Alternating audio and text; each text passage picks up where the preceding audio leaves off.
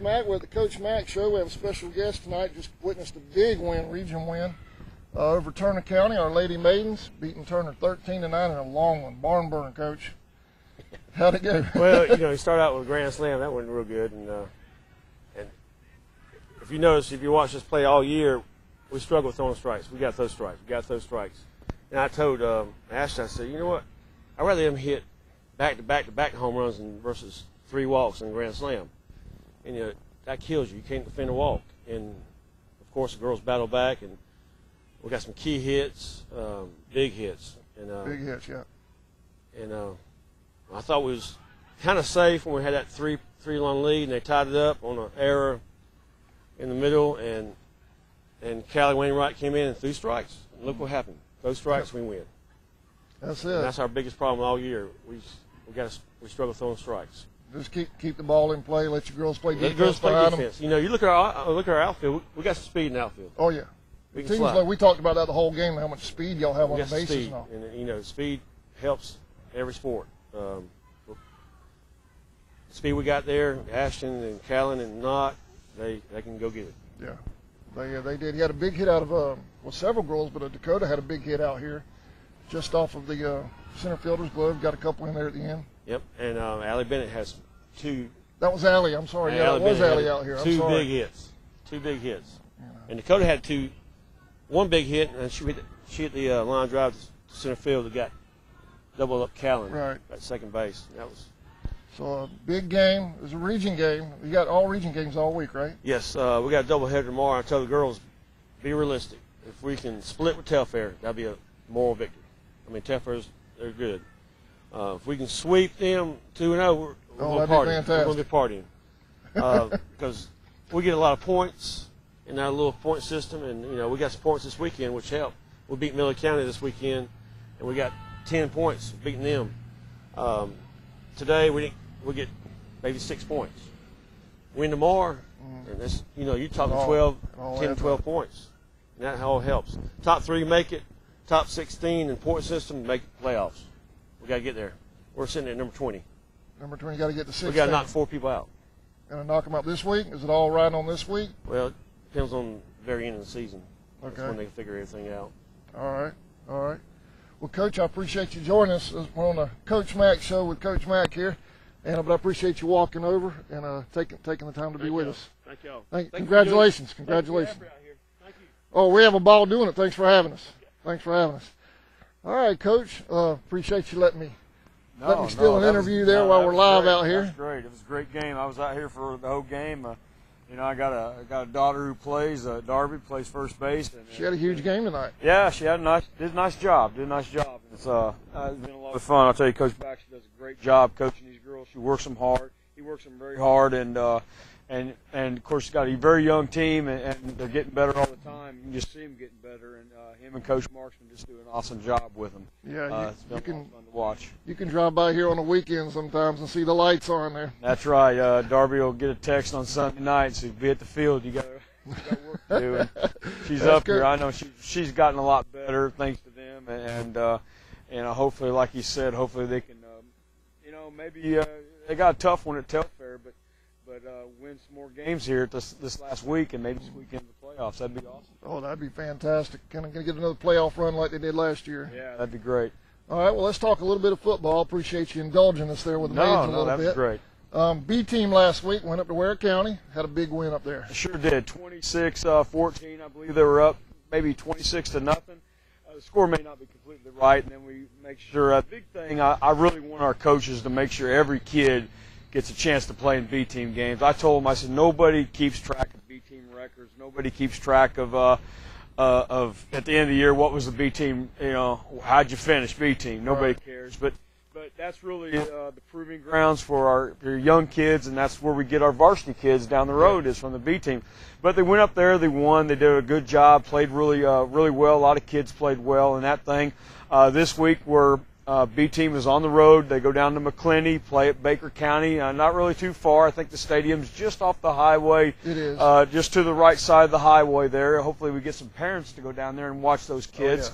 And then junior high, again, is playing Tuesday night right here against, I think, one of the Camden schools. Yes, sir. I believe. St. Mary's. St. Mary's. One of the Camden schools. So hopefully, if we get done with practice in time, I'd like to watch some of that also. So, our lower levels seem to be doing pretty good, and hopefully once we get past this tough non-region schedule, maybe we'll get doing a little bit better ourselves on the varsity level. Well, it was a little bit of a tough road Friday night, but we're going to talk about that in the next segment. We've got Baker County. For those parents that do want to go to Baker County, I used to live down there. Some old stomping grounds down there. When you go, you take 121 south. Go down there and support the B team.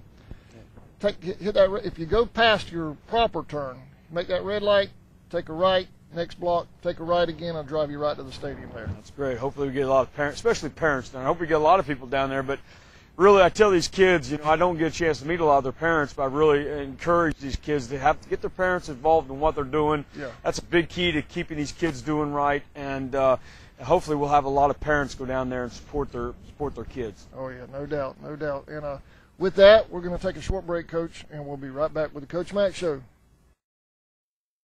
The Folkestone Pharmacy, your original hometown pharmacy for over 45 years, is located at 3885 Main Street. At Folkestone Pharmacy, we accept most major insurance coverage, including AARP, WellCare, Medicaid, Amerigroup, and many more. We also have a $1 value aisle for everyday items such as health and beauty, cleaning, and even snacks. Stop by and check us out today. Now, let's go get 'em Indians. United First Federal Credit Union has been a part of Charlton County since 2001 and has been providing great service to our members since 1943. United First now offers mobile banking and email alerts. Mobile banking lets you check your balance from your cell phone, while email alerts notifies you when a significant event happens in your account. Both are easy to set up and are free to United First members. United First helps you afford life. All accounts are federally insured by NCUA. T&T Building Supply is located about a half-mile past US 1 and the 301 split, north of Folkestone, right next to Taylor Timber Company. They have everything you need for your home improvement projects, with a wide selection of lumber, hardware, millwork, plumbing, and electrical supplies, concrete and masonry, power and hand tools, nails, and roofing supplies. They also have a large selection of mobile home hardware. T&T Building Supply is a proud sponsor of Charlton Sportsnet.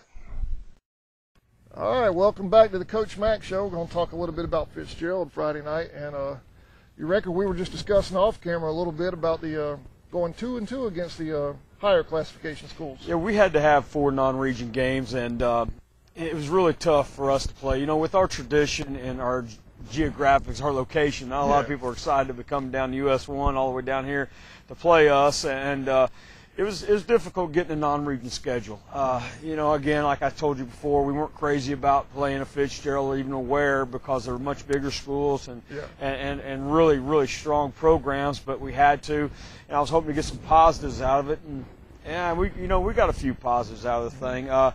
We positively got our tail whipped in those 2 games, but if you told me at the beginning of the season we'd start the year off 2-2, I'd say, you know what, that really isn't bad. That's really probably where we should be. And looking at the schedule, I thought we could be 1-3. I didn't really know how the Bradwell thing would work out. Our kids really showed up, played very tough, especially defensively against Bradwell. Awesome. Yeah, and defense played great there. But in our 2 losses, I'm not so disappointed with the loss. I'm really kind of disappointed how we lost. We just really got kind of manhandled. We got out-athleted. We didn't tackle well. Defensively, we can just go and shut out a 3A Brantley and a 5A Bradwell Institute, but then we go up and give up over 300 yards against these last 2 schools. So that's a little bit concerning. With the Fish, talking about the Fitzgerald game, we felt like some of the negative points that got out, we were out-athleted. They had much better athletes than we had. We did a poor job tackling.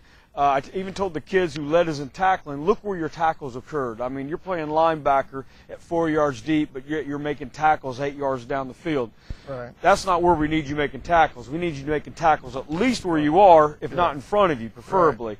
So when you're making tackles that far down the field, that's not something to be extremely happy about. But you know, in our kicking game, you know, we didn't have a lot of kicking game, but our defense of our kicking game wasn't the way I wanted it to be. Mm-hmm.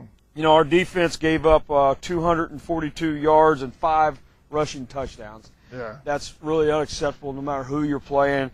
Passing game, they didn't throw the ball much, but in the passing game, you know, we gave up 65 yards. They were 2 for 4 again. Like I said, they didn't really throw the ball much. That's not what they do, and we didn't generate a lot of offense ourselves. You know, Trey threw for 88 yards on 15 attempts. Was 8 for 15, but uncharacteristic of him, he threw 2 interceptions, which were kind of tough situations. It was kind of a, you know, our quarterback takes interceptions on himself, but still. Right. He was in a couple tough situations on those 2 interceptions. Those are the first 2 of the year for him. Yeah. But we had 2 fumbles, or 4 fumbles, lost 2 of them, and of course Fitzgerald had no fumbles at all. In receiving, C.J. Maynard had a good game receiving, caught 3 balls for 24 yards. C.J.'s really coming on, becoming a bigger part of our receiving game. And Curtis Nixon. You know, as far as any other stats, our penalties were down. We only had 5 penalties for 27 yards. But again, it seems like when our penalties occur, they're really costly to us. Yeah, really poor timing on those. Defensively, I think Will Gowan probably had the best game for us defensively at the defensive line position. Will has great technique. He plays really well with his hands. Will does a nice job. I think Will was probably our best defense, our bright spot on defense. Mm-hmm. But the rest of our defense, I think it came down. We were poor tackling. I told our players, I said, the strange thing about the Ware game and the Fitzgerald game is you could take individual plays and show them to somebody and ask them, how do you think we did? And you're probably going to say, it looks like you did really well, because we'll do a great job one down, the very next down we'll do another great job, and then maybe that third down we'll just give it all up and let them get a big play off. That's where we have to really somehow have some consistency and really stop them for a series instead of just a play or 2. Right. Well, I thought, you know, from an observer, you know, we were webcasting the ball game obviously Friday night. I actually thought even though we were down 17-0 going into the halftime, that third quarter when we had that opening drive marched right down the field. Yeah. It seemed like we were about to put it in. I think the momentum might have shifted a little bit if something had gone our way. Yeah, there. You know, and I don't want to, and I really, we talked about one time, I don't want to be real critical of these kids. They're high school kids. Right. I mean, they work hard and they do the best. But still, to be honest with you, I know people want more out of our offense than really I think what we have. You know, we really don't have some of the people would like to see to be on the field. We don't use a tight end because, to be honest with you, we don't have a tight end. Okay. We don't use a fullback because, to be honest with you, we don't have a fullback in the program right now. We'd love to have a fullback. We'd love to have a tight end. We have what we have, and we're doing the best we can with what we have. And the kids are working hard. And the biggest thing for me as a coach is not to let them get discouraged about our lack of productivity on offense. We want to do better on offense. It's just not clicking for us right now. Hopefully we can, you know, there's one option you have offensively is you can scrap what you're doing and try something else. Or you could say, you know, what we do is not terrible. It looks good on paper, and other people make it work. I think it just takes us a little bit more time. We have to practice it more. We have to just keep plugging away offensively at what we're doing. We can't really scrap it and go to anything else. We really got to just make what we have work. And, you know, Trey Harrington, our quarterback, has really done a good job. Sitting in the stands, you may not think so, but you look at the film, the coaches really appreciate the job he's doing. He's taking a beating at times at quarterback. But I tell you what, he makes some good, hard, tough throws, and he's getting better. He's getting real better. He's a junior. Next year, I think he'll have a great year. He'll be a great seasoned quarterback for us, and he's going to get better each and every week. But, of course, you know, this week, you know, putting the Fitzgerald game behind us, and usually Monday, like when we're filming this on Monday, Monday is the day we put it behind us. Right. You know, we had that time where we looked at the film and raised our voices and was really disappointed and frustrated and upset and all that kind of thing. But once we got over to the field house and put the pads on today and tried to have a little bit of a spirited practice, everything turned. All of our focus turned. to Wilcox, put that behind us, and everything's about Wilcox right now. Now it's about the region fight now. That's right. That's right. And I think too, I didn't mean that in a negative way. What I was talking about with the momentum, it just seemed like the momentum was kind of starting to turn our way a little bit there. It was. We've moved the ball really well in the middle of the field. That's what I was leading to. We have moved the ball real well in the middle of the field, and not having a tight end, not having a fullback affects you down by the goal line. But still, we have things that we feel like can work down by the goal line in our spread offense. It just hasn't happened yet. We just need to keep working at it and getting some of these inexperienced kids more experience. So hopefully it'll turn for us. Well, I think on this note, I think the fans understand. I mean, we've played two 5As, two 5As, a 3A, and a 3A, right? And a double A. And Fitzgerald being a double A, they're not just a double A, but they're one of the top 10 double A's in the state. They're a huge again, double A, for what preseason predictions are good for, which is nothing in high school football, but they were predicted to be the number 2 team in Double A, and they very well still could be. We'll see. They're a very good team. They're well coached. Yeah. They got some strong kids. They have 28 seniors on their team, and I think we're down to around 11 seniors on ours, and not all of them even play all that much. So it was a physical mismatch. It was an age mismatch. It was a mismatch. But the brightest part about that youth is in next 2 and 3 years, we'll have the 28 seniors. Yeah, well, we hope so. We've never had quite that many seniors. Well, hopefully we'll have that experience. We'll have that experience. That's what I meant. And I think if you go watch the B team play and you watch the junior high play, there's some talented kids down there. We just got to be patient. And one thing that comes up every so often is, and whenever I get frustrated about the way things are going, is my coaches sometimes will laugh at me and say, do you realize how good we've had it for how long? And single-A schools don't have it this good for this long without finally, everything runs in cycles. For us, the cycle hasn't been. It's been at the top for so long. Winning well over 10 games a year for over 20 years, it's really unheard of. And you get accustomed to it. You really do. You get spoiled. You get accustomed to it. And when you got times like this, when it's a little bit frustrating, sometimes it's hard to handle, and you got to kind of put things in perspective and realize, maybe we're just not as talented as we've been. Well, we're gonna move on. We're gonna take a short break, start talking about our region, more of our level of play, and we'll be right back after this message.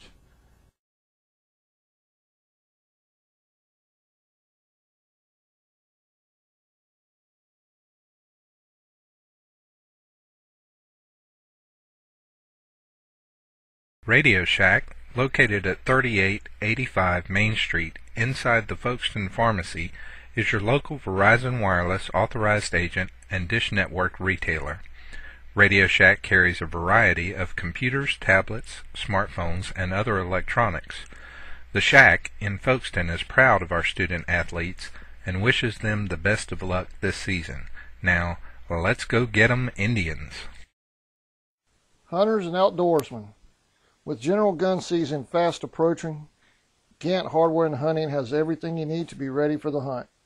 From game blinds and ladder stands to guns and ammo, camo clothing to insect repellent. They'll get you ready for the woods. Do you have to finish that honey-do list first? Gant Hardware and Hunting has you covered there as well, with hardware supplies to knock out that honey-do list and get you hunting. Gant Hardware and Hunting on 3872 Main Street. They're open Monday through Saturday.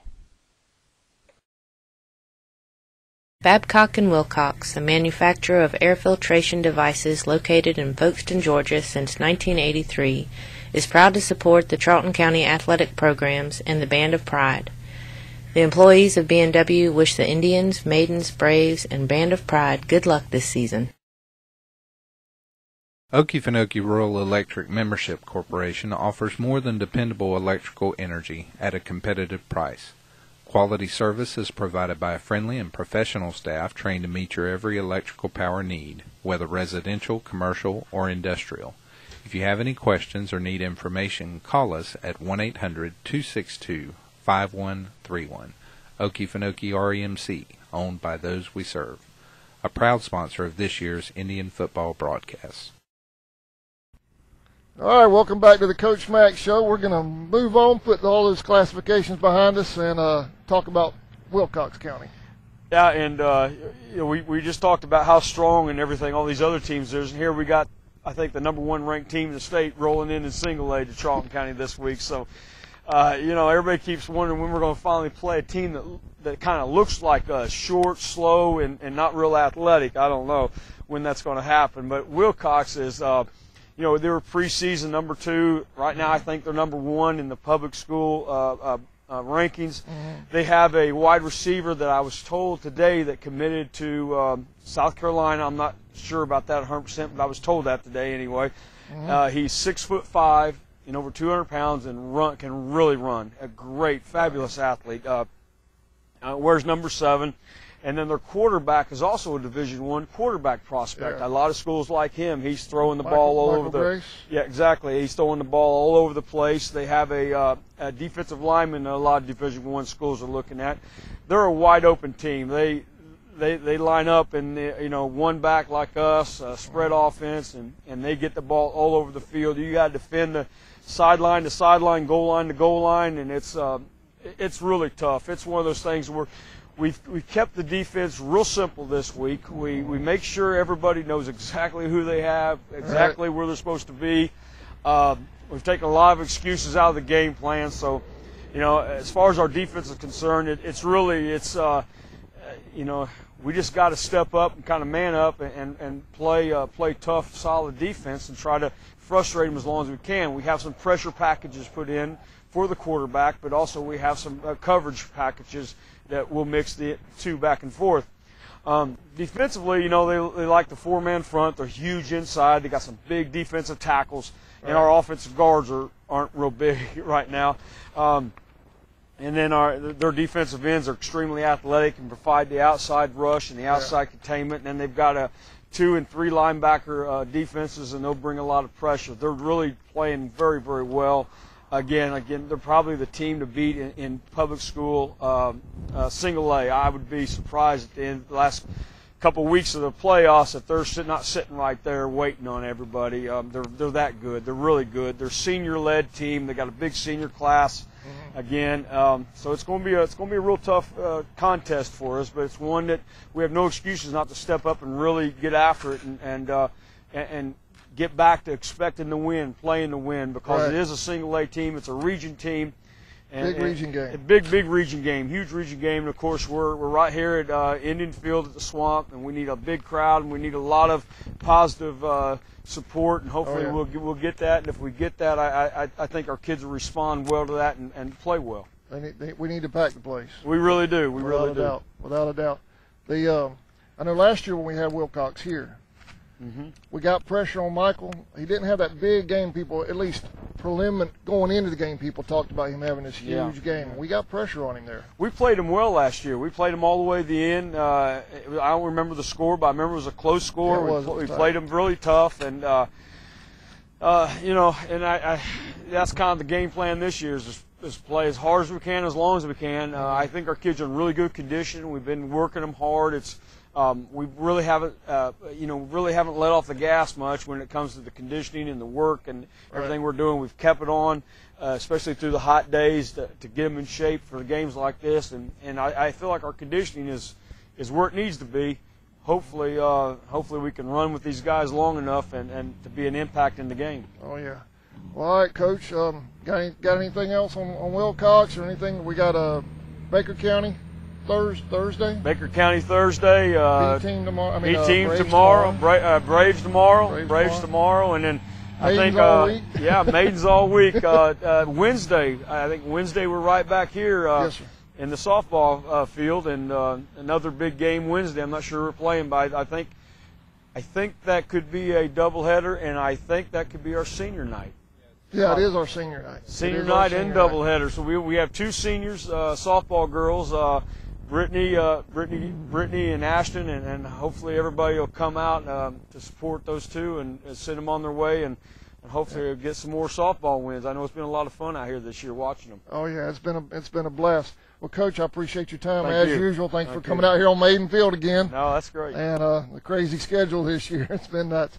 But I appreciate y'all watching. Come out Friday night, Wilcox, 7 o'clock. 7:30. 7:30. Be out there, pack the place, and get loud for your Indians. We'll see y'all Friday night.